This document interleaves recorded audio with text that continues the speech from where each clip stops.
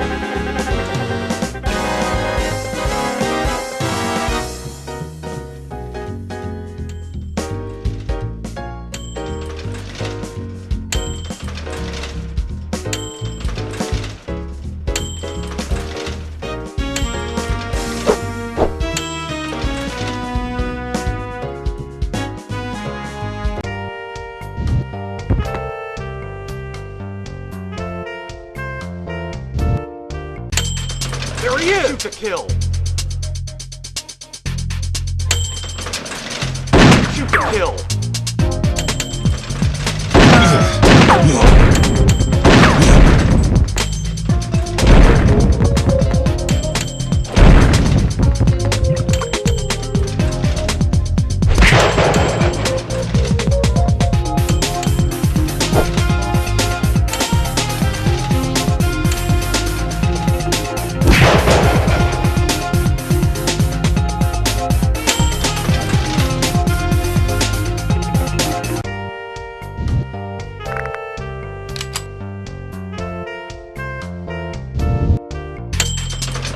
To kill.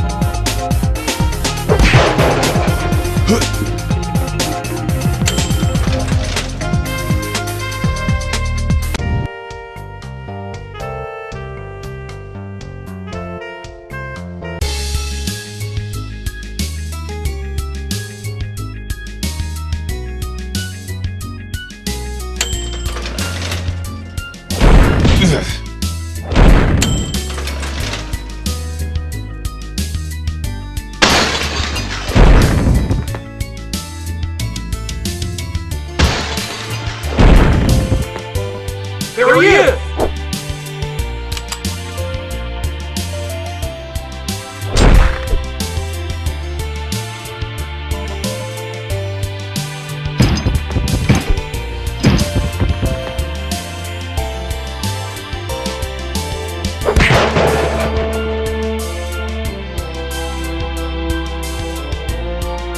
Lay down your weapon!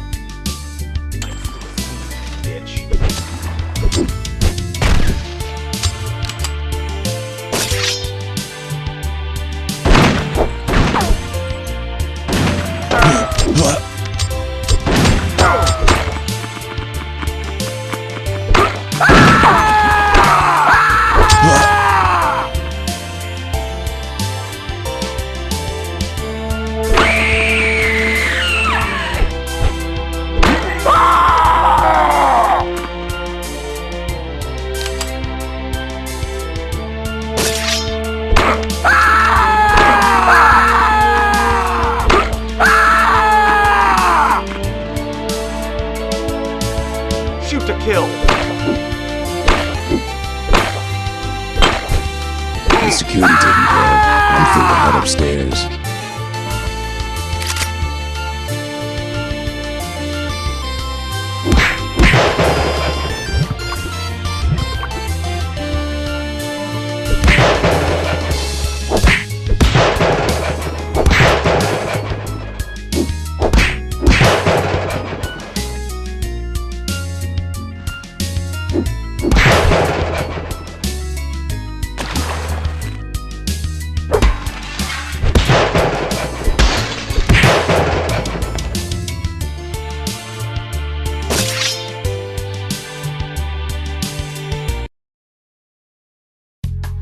Peter Crisp, head of the Phylex Corps, looks at me with a bit of rage. On his lap sits my baby. Oh God, she's still alive. Crisp barks at me like a rabid dog, foaming and screaming something about me. I'm not listening.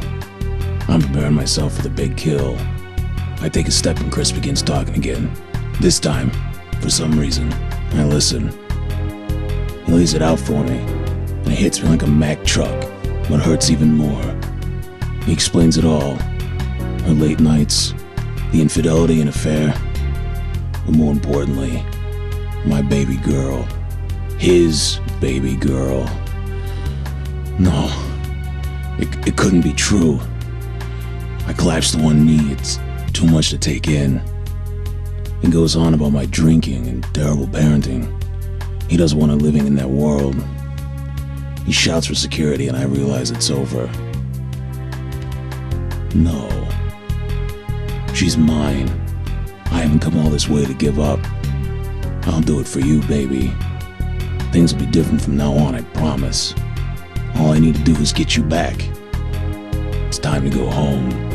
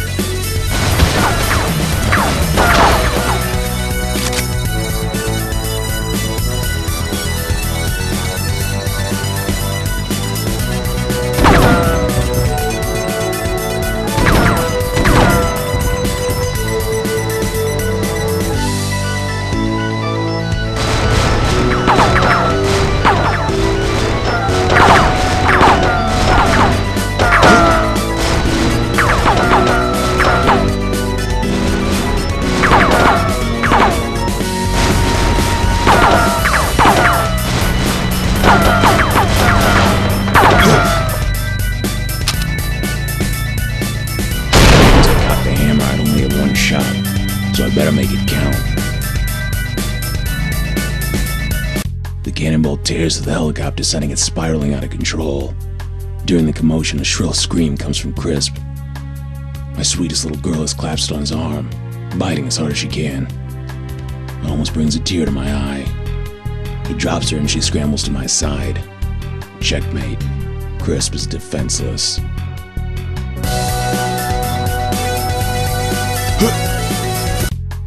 The crack from the punch echoes in the room and Crisp reels backwards in his chair, falling through the shattered pane behind him. He only had a short way to drop. The chopper blades broke his fall, and everything else. Reeling from the blast and the rotor damage, the chopper spins out of control and bursts into a massive fireball in the side of the building. My daughter rushes to my side and nearly suffocates me with a powerful hug.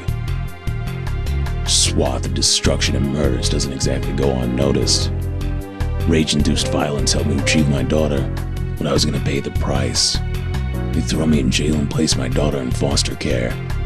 During the investigation, she was quick to tell the authorities some made-up bullshit about Crisp being a pedophile who'd kidnapped her and planned to rape her.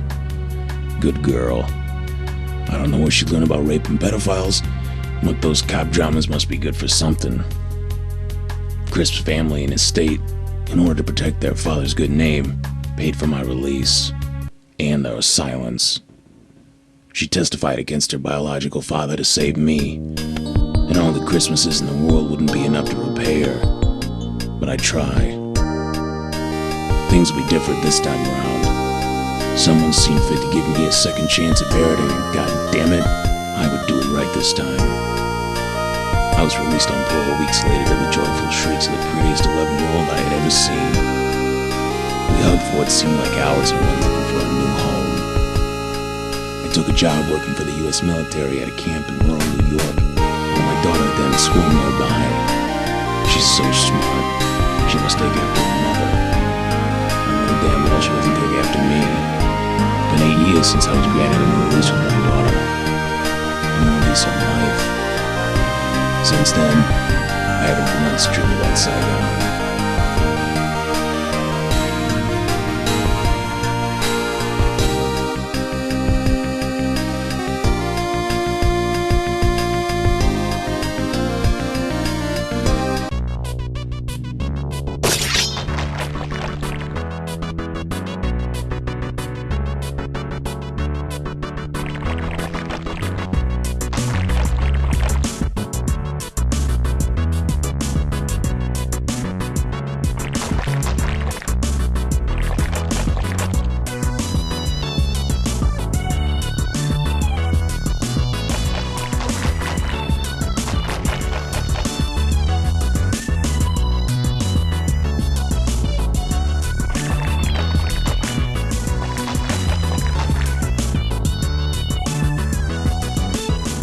vigilante, time to up the ante.